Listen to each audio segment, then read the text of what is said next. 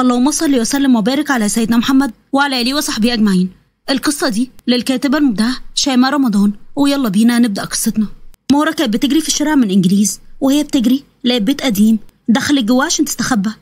الحمد لله قدرت أهرب منهم. أنا طول ما أنا عايشة مش هسيب الإنجليز أبدا، دول يبرطعوا في البلد كده، لازم أسيبهمش يرتاحوا في البلد. أيوة لازم، أنا مورا سالم اللي مدوخة الإنجليز، وهفضل مدوخاهم كده وهخلص عليهم واحد واحد. بس إيه البيت اللي أنا دخلت فيه ده؟ ده شكله قديم قوي، البيت كله قديم ما عدا الباب ده. الباب ده شكله عامل زي ما يكون كده مصنوع من الذهب. ماله عامل كده ليه؟ وبيلمع قوي كده ليه؟ انا هفتحه واشوف فيه ايه. مورا فتحت الباب ودخلت، لقيت اوضه فاضيه خالص ما فيهاش اي حاجه، وفي باب تاني قدامها. فتحت الباب التاني وخرجت منه، بس لقيت الباب دوت منه للشارع على طول، ولقيت نفسها في الشارع، لكن شارع غير الشارع اللي كانت فيه خالص. ده ايه ده بقى؟ الشارع دوت غير الشارع اللي انا كنت بجري فيه من انجليز. انا مش فاهمه اي حاجه خالص. وايه العمارات الكبيره قوي دي؟ هو انا فين بالظبط؟ الباب اللي خرجت منه دوت وداني لفين؟ بس الشوارع شكلها غريب قوي، زي ما اكون في بلد تانية غير بلدي. والعمارات ايه ده؟ عاليه جدا، والعربيات الكتير والزحمه. ايه ده؟ انا مش فاهمه اي حاجه. شافت ست كبيره ماشيه، واستغربت ان هي اصلا ست كبيره وماشيه ولابسه اللبس ده، بس قالت تسالها لو سمحتي يا نينا هو احنا فين؟ اصل بصراحه كده وكلام في سرك، انا كنت بجري من انجليز واستخبيت في بيت، خرجت لقيت نفسي بقى في بلد تانية خالص. انا مش فاهمه اي حاجه خالص. نينا ايه وانجليز ايه؟ هو انتوا مش هتبطلوا زفت اللي بتشربوه بقى؟ انت يا بنت انت كنت في حفله ولا كنت في فرح واتسطلتي بقى والكلام ده، ولا كنت فين؟ وفين اهلك؟ ها خرب بيوتكم، مليتوا البلد، بقيتوا تشربوا البتاع اللي بيغيب عليكم دوت، ضيعتوا نفسكم، حسب الله ونعم الوكيل في اللي كان السبب في اللي انتوا فيه. الست فضلت ماشيه وعماله تحاسبن وتضرب كف على كف، ومهره بقى واقفه ومش فاهمه اي حاجه. ايه ده بقى؟ هو في ايه؟ هي الست دي بتقول تعويذه ولا ايه؟ ومالها؟ قامت فيا كده ليه؟ وزعلت ليه اصلا ان انا قلت لها نينا؟ هو انا قلت حاجه غلط؟ هو انا شتمتها؟ طب اعمل ايه يا ربي دلوقتي؟ مهره قعدت مكانها على الرصيف وبقت تفكر وتكلم نفسها لحد ما لقيت بنت قعدت جنبها. مساء الخير، انا شفتك قاعده وعماله تكلمي نفسك، قلت يمكن اعرف اساعدك.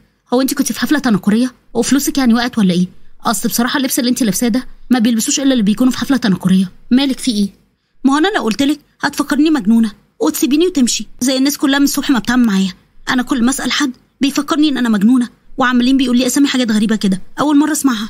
لا عادي، قولي واحكي لي، مش هيبقى اغرب يعني من حكايتي ولا اللي انا شفته. وبعد ما تخافيش، انا احسن واحده ستي تسمع، احكي لي وانا سامعاكي. طيب انا اسمي مورا، عضوه في المقاومه الشعبيه ضد الانجليز، وكنا بنعمل عمليه وزمايلي بقى اتفرقوا عني، وانا كنت بجري من الانجليز ودخلت بيت شكله قديم كده، وانا جوه البيت ده شفت باب اصفر عامل زي الذهب. دخلت جوه الباب ده ولقيت باب تاني، خرجت من الباب ده بقى لقيت نفسي في بلد تانية، ولا عرفت ارجع تاني من الباب اللي انا كنت فيه، ولا عرفت انا فين. هو احنا فين؟ البلد اللي انا فيها ديت اسمها ايه؟ ولبسها غريب وشكلها غريب وبيوتها كمان غريبه. والله بصي هي حكايه غريبه قوي. بس انجليز ايه اللي انت كنت بتجري منه؟ ما فيش انجليز هنا، الانجليز دول مشوا من بلدنا ومن زمان قوي، وبعدين احنا هنا في مصر. انت كنت فين؟ ما هو انا كنت في مصر، بس ازاي؟ انا عارفه كل محافظات مصر، ما فيش محافظه واحده من محافظات مصر بالشكل ده، ولا حد من اهل مصر بيلبس كده. انا ما بقتش فاهمه اي حاجه. طب انت اسمك ايه؟ انا اسمي سوسن، واللي اعرفه بقى ان انت اللي كلامك غريب مش انا، انت اللي بتحكي عليه دوت وبتوصفيه ده انا بشوفه بقى في الافلام الابيض واسود. بصي انت تقومي معايا كده ونروح البيت ونشوف الموضوع اللي انت بتحكي فيه ده بعدين.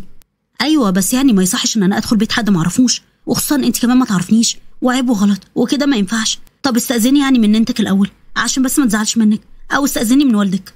هو انت ليه مره محسساني كده ان انا بتفرج يعني على فيلم ابيض واسود او فيلم بين القصرين؟ يا بنتي مفيش الكلام ده دلوقتي. بصي تعالي وانا هحاول على قد ما اقدر افهم ايه اللي حصل، لان الحكايه شكلها كبيره قوي. وبعدين يا ستي ما تخافيش، انا ما عنديش نينا وما عنديش والدي اصلا، انا ماليش حد في الدنيا خالص وقاعده لوحدي. يلا بينا بقى عشان ما ينفعش نفضل في الشارع كده، الليل هيدخل. مهره راحت معاها البيت وكانت فعلا عايشه لوحدها، وقعدت معاها وفضلوا يتكلموا. انا كمان على فكره ما عنديش حد، عايشه لوحدي. بس انت كلامك غريب قوي، ازاي بتقولي ان احنا دلوقتي سنه 2025؟ انت عارفه الكلام دوت معناه ايه؟ يعني الفرق بينهم 105 سنه، يعني كلامك ما يتعقلش اصلا. يعني زي ما بتقولي كده ان انت جيتي من زمن اخر، من ايام الانجليز وثوره. طب بس ازاي كده؟ ده كلام ما يخش العقل. ولو زي ما بتقولي كده هرجع زمني ازاي؟ انا كده عندي 130 سنه، ازاي؟ مش قادره اصدق بصراحه. انا حاسه كده ان انا بحلم. ما هو انا كمان على فكره مش مصدقه، بس لبسك وطريقه كلامك فحاسه ان انت صادقه قوي في كلامك وما بتكدبيش. طب بقول لك ايه، انا كنت جايبه معايا عشان بره، تعالي بقى نتعشى وربنا يحلها بقى بكره. طب انا عايزه اتفرج على مصر، عايزه اعرف بقت عامله ازاي دلوقتي، يعني بعد اللي احنا عمالين نعمله هيكون مصر يعني شكلها ايه؟ الناس هتوصل لايه؟ لا ده الزمن اتغير خالص، دلوقتي في بقى تكنولوجيا، وفي موبايلات، الشباب بتشتغل وفرص العمل بقى كترت قوي. بقى عندنا رئيس عادل بيبني البلد وبيطور فيها وبيبني كباري وطرق. بس الحلو في الموضوع ان احنا اتخلصنا من الانجليز وطردناهم من بلدنا. يعني ايه يعني موبايل دي؟ يطلع ايه؟ بتستخدموه في ايه؟ وكويس ان اللي احنا عملناه ما راحش هدر. الحمد لله شباب البلد كانوا بيكافحوا عشان الحريه، وهو الزمن دار وحصل بقى الحريه والاستقلال واكتر من اللي كنا بنحلم بيه. طب احكي لي اكتر عن مصر. لا بقول لك ايه، انا تعبانه قوي وعايزه انام.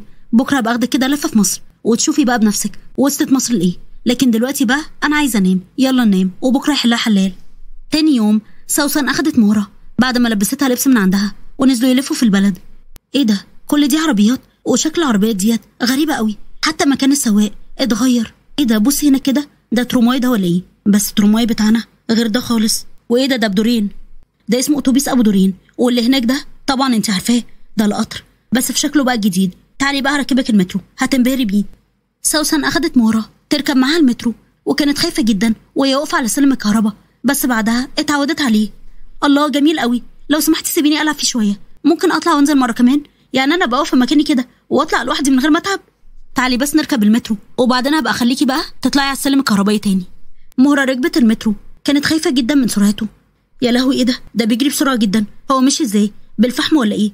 بس انا مش شايفه دخان ولا شايفه حاجه. بيمشي ازاي؟ ده انتوا اتقدمتوا قوي. ده شغال بالكهرباء. المترو مش بيشتغل بالفحم، وما فيش حاجه دلوقتي بتشتغل اصلا بالفحم. دلوقتي المترو شغال بالكهرباء والقطر شغال بالبنزين، ما فيش حاجه شغاله بالفحم. دي حاجه جميله قوي وتقدم جميل. ده اللي انا شفته اكتر من اللي انتي قلتي عليه. انا شايفه ان مصر بقت احلى. هي زحمه قوي بس في حاجات جميله قوي. استني بس لما تكملي جولتك وبعد كده بقى بيقولي بقت احلى ولا بقت اوحش. بيكرري بعد ما تشوفي كل حاجه. انا شخصيا بتمنى كده اني ارجع بالزمن بتاعكم، كان جميل كده وروقان. كان نفسي امشي كده في مظاهره واقول سعد يحيى سعد. كل زمن وفيه عيوبه وكل زمن وفيه مميزاته. يعني عيوب الزمن بتاعي ان الست مش حره. الست كانت عابده لجوزها ولبيتها وما بتشتغلش وملاش حق في التعليم ولا في الشغل ولا في الكلام ده ولا حتى تدي رايها في اي حاجه. انا ومجموعه معايا كده اللي اتمرضنا يعني وقررنا بقى ان احنا نقف في وش الانجليز. بس اللي انتوا بقى وصلتوا له ده حاجه جميله قوي. يعني في الزمن بتاعكم الست بقت دكتوره وطياره ووزيره، صح ولا انا غلط؟ طبعا الست دلوقتي واخده وضعها، بتعمل كل حاجه زي الراجل بالظبط، وفي مساواه بيننا وبين الرجاله. بس عارفه دي احلى حاجه، انك تكوني قاعده في بيتك لا بتشتغلي ولا بتخرجي. كنتوا بتاخدوا بالكم من العيال والبيت وقاعده رايقه كده، لا حر ولا مواصلات ولا بهدله. لكن دلوقتي بقى بعد ما الست اتحررت بقت تشتغل زي الراجل وتصرف زي الراجل، وكمان شايله هم اكبر، هم العيال والبيت وكمان الشغل. يا ستير عليكي، بقى احنا كنا بنحارب عشان نتحرر وانتي عماله تقولي الكلام ده لما يبقى ليكي صوت وليكي لازمه، بدل ما يكون زيك زي الكرسي اللي في البيت. انتوا مش وش نعمه يا ستي، احنا صنف نمرود. طب يلا بينا بقى انزلي عشان نكمل لفتنا واوريكي مصر اكتر وتعرفي احفادك بقى هيوصلوا لفين، عشان لسه هتنبهري اكتر وهتشوفي بلاوي. كلامك خلاني احب الزمن ده، بس برضو مشتاقه اكتر للزمن بتاعنا رغم ان هنا في حريه اكتر. زي ما انتي حكيتي لي، يعني مستشفيات كترت، العلاج كتر. زمان احنا ما كناش بنتعالج صح، ما فيش مستشفيات كتير زي دلوقتي، العلاج ما كانش متوفر زي دلوقتي. الرئيس بتاعنا اسس جيش ووفر مستشفيات ووفر علاج وحمى مصر من اوبئه. يعني بلاد كتير جدا الوباء قضي عليهم، لكن الرئيس بتاعنا حافظ علينا. طيب ممكن نروح دلوقتي عشان حاسه كده ان انا تعبت، مش عارفه ليه دماغي وجعني بالطريقه دي. سوسن اخدتها فعلا وكانوا ماشيين في الشارع مروحين البيت، مشي وراهم شابين.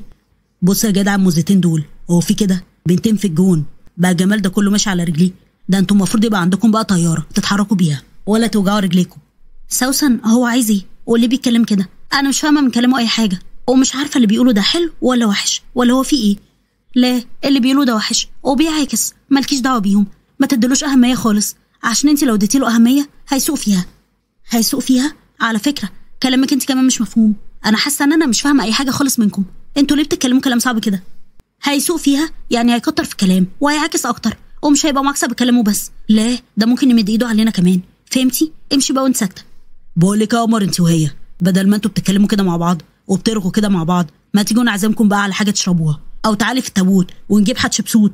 ايه ده؟ هو انت تعرف تجيب حتشبسوت؟ انا نفسي اشوفها قوي. ما هو في الزمن الغريب اللي احنا فيه ده ممكن تعملوا اي حاجه. ما هو احنا نعمل اي حاجه بس مش لدرجه بقى ان احنا نجيب لك الفراعنه لحد عندك. بقول لك ايه يا جدع انت هو، اتكلوا على الله يلا عشان ما ازعلكش، انا سكتلك من الصبح. ها يا ريت تزعليني، هو الواحد يطول يزعل على ايد القمر ده؟ ده انت زعل منك يبقى جميل، الواحد يفضل يزعل منك كده وما يشبعش ابدا. طب كويس قوي ان انت عايز تزعل مني، انا بقى هوريكي الزعل بتاعي شكله ايه. تعالى بقى يا حالتها انت هو. خليكي انت بعيده يا مورا لو سمحتي. سوسن راحت عليهم ومسكتهم الاتنين، ضربتهم جامد لان هي كانت بتعرف تلعب كاراتيه، وكانت مورا واقفه ومبهوره بيها. ايه ده، انت هايله قوي، بتعرفي تضربي حلو.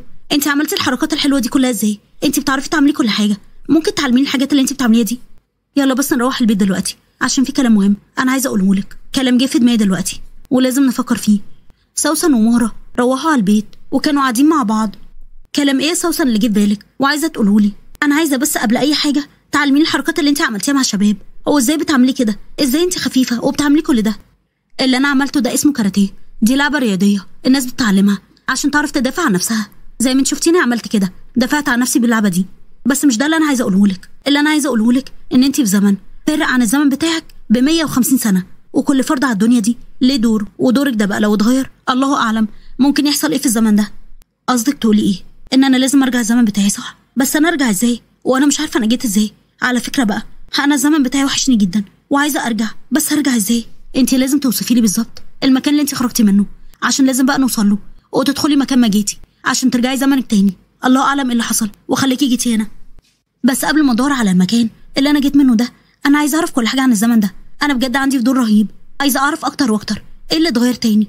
يعني انا في الزمن بتاعنا كل العربيات كلها ابو حصان حنطور يعني، واللي كان بيبقى عنده اوتومبيل بيبقى باشا بشوات، يعني مش اي حد بيبقى عنده عربيه. كنا بنتسلى في المسارح او بنقول شعر وفي مجالس الغناء.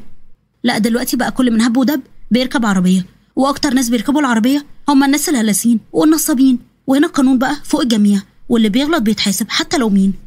انا كل ما اجي اعمل مقارنه بين الزمن بتاعكم والزمن بتاعنا بحس بقى ان الزمن بتاعكم اجمل من الزمن بتاعي. في حاجات حلوه قوي زي الموبايل اللي انت بتقولي عليه ده. طب انا عايزه اطلب منك طلب، ممكن اشوف الموبايل اللي انت بتقولي عليه ده؟ عايزه اشوف شكله وعايزه اجربه. الموبايل ده والله يا بنتي بيعمل بدع. بصي ده اسمه فيسبوك، تقدري تشوفي وتكلمي اي حد في العالم من كل انحاء العالم. ناس موجوده على الفيسبوك وبيتكلموا وبيتناقشوا بقى في مواضيع وبيهزروا وبيعملوا كل حاجه وبيبقوا صحاب وبيتعرفوا على بعض من خلال بقى الفيسبوك ده. وده بنسميه مواقع التواصل الاجتماعي. في بقى فيسبوك، تيك توك، تويتر، يوتيوب كده فاهمه، وانستجرام، حاجات كتير قوي. ايه الاسامي العجيبه اللي انت بتنطقيها دي؟ والله لو ما كنتش فاهمه ان انا في زمن غير الزمن بتاعي كنت قلت عليكي بترمي عليا تعويذه ولا بتقولي سحر. ده احنا ما كناش عايشين بقى. طب وايه كمان؟ عايزه اعرف حاجات كتير قوي على الزمن بتاعكم ده. مش عارفه بصراحه هعرف ارجع بقى واعيش في الزمن بتاعي تاني ازاي بعد اللي شفته ده. يعني انا دلوقتي معاكي اهو، لما بكون عايزه اتسلى بتديني موبايل وبسمع اغاني، في العاب تانية كتير انت علمتها لي على الموبايل والكمبيوتر بتاعكم ده والتلفزيون. احنا عندنا مفيش اي حاجه من الكلام ده. اخري خالص ساعه لما اتسلى ويقولوا بقى البنت دي باظت وما بقتش نافعه بروح مسرح العرايس او بسمع الراديو. عارفه يا سوسن انا مش عايزه ارجع الزمن بتاعنا تاني. لا يا مهره لازم ترجعي الزمن بتاعكم. الزمن ده غير الزمن ده، انت ليكي دور في الزمن بتاعكم. لازم تجاهدي وتحاربي الانجليز. لو انت اختفيتي دورك في الزمن ده هيختفي، والله اعلم هيحصل ايه. وبرضه الله اعلم لو فضلتي بقى في الزمن بتاعنا هل هتفضلي موجوده ولا هبص والاقيكي بقى اختفيتي. عشان كده لازم ترجعي مكانك تاني. وعلى فكره بقى انا عمري ما هنساكي، انا كمان عمري ما هنساكي. طب قولي ايه اللي هيحصل؟ يعني اللي انا عماله اعمله مع الانجليز ده اخرته هتبقى ايه؟ انا طبعا شايفه الانجليز مشوا خالص من بلد وكل حاجه، بس هيمشوا ازاي وبعد قد ايه؟ بصي انا دارسه وعارفه كل اللي حصل، بس تعالي ناكل وننام وبكره بقى ننزل بلد ونشوف هترجعي امتى. بعد شويه كانت سوسن بقى حكت لها كل حاجه حصلت من ساعه ما سابت زمانها لحد الوقت اللي هما فيه. ايه ده يا بنتي كل ده؟ ده انت عامله ولا كتاب التاريخ؟ انت ازاي عارفه كل الحاجات دي وازاي عارفه التاريخ بتاع بلدك بالدقه دي؟ انا بجد مبسوطه قوي ان انا قابلت واحده زيك، ودلوقتي بقى عايزه ارجع الزمان بتاعي واعمل دوري فيه. تاني يوم كانت سوسن ومهره قاعدين ومهره بتوصف لها البيت اللي هي خرجت منه، وسوسن بتقول البيت اللي انت بتوصفيه ده بقى متحف لان عمره بقى كبير جدا. انا هبحث بقى واشوف هندخل ازاي البيت ده. بصي الموضوع يحتاج فلوس بس انا هتصرف، هنزل بس اروح مشوار وهرجع لك.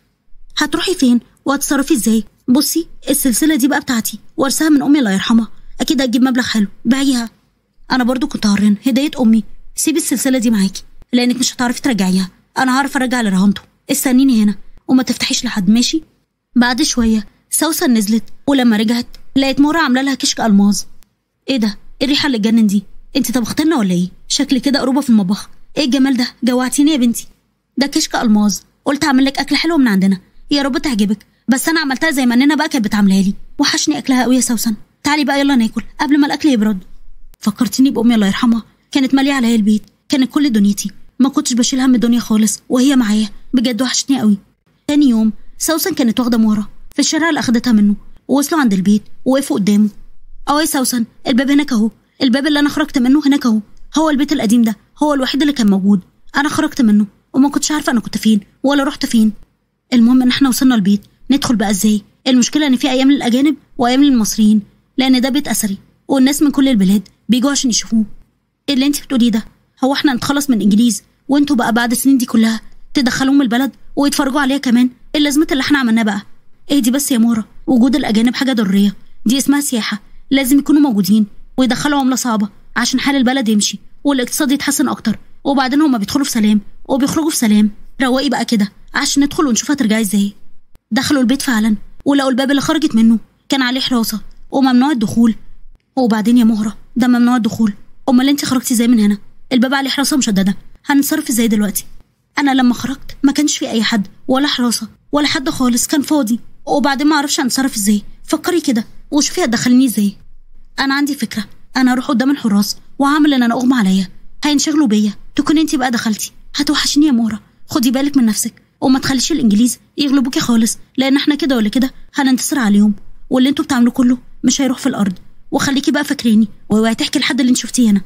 وانت كمان هتوحشيني قوي يا سوسن، والتحضر اللي انا شايفاه ده كله هيوحشني قوي، ومش عارفه بصراحه هعرف اعيش ازاي بعد اللي انا شفته ده وعرفت كل المعلومات دي. واكيد اللي انا عرفته ده كله انا مش هقوله لحد، لان ده هيكون ما حصلش، محدش هيصدقني، او لو صدقوني العزيمه بتاعتهم هتقل وهيقولوا لسه المشوار طويل وملوش لازمه اللي احنا بنعمله. عشان كده محدش هيعرف بقى انا جيت هنا، وزي ما انتي قلتي النصر هيبقى لينا وبلدنا محروسه ليوم الدين. سوسن عملت نفسها وقعت واغمى عليها، والحراس جريوا عليها، ومهره دخلت من باب وخرجت من مكان ما جت. مهره رجعت بيتها وكانت قاعده بتكلم نفسها، معقوله انا حصل لي كل ده وشفت اللي شفته ده؟ انا حاسه ان انا كنت بحلم، بس حلم جميل قوي، وسوسن هتوحشني قوي وعمري ما هنساها. وعند سوسن روحت بيتها لقيت مهره سابت لها السلسله ومعها جواب كاتبه فيه انها اجمل حاجه حصلت ليها وعمرها ما هتنساها، وحضنت السلسله ودموعها نزلت. ولحد هنا خلصت القصه خالص. ولو عجبتكم اعملوا لايك وشير واشتراك في القناه وتفعيل زر الجرس على كلمه الكل عشان يوصلكوا اشعار بكل جديد. بنحبكم قوي، مع السلامه.